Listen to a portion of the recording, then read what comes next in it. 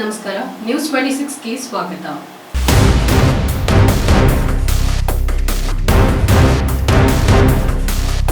ನಾನು ವಿಮಾನದಲ್ಲಿ ಚಿನ್ನ ತಂದೇ ಇಲ್ಲ ಪ್ರಕರಣದಲ್ಲಿ ನನ್ನನ್ನ ಸಿಲುಕಿಸಲಾಗ್ತಿದೆ.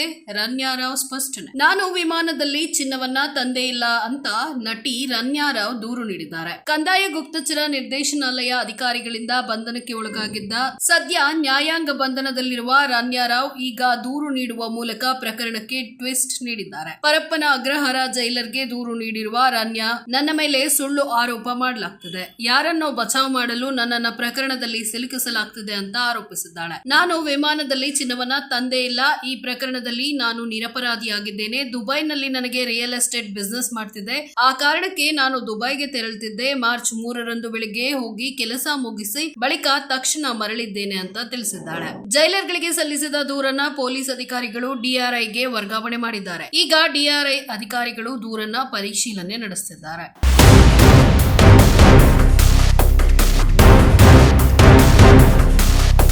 ಇದಾಗಿತ್ತು ಈ ಹೊತ್ತಿನ ವಿಶೇಷ.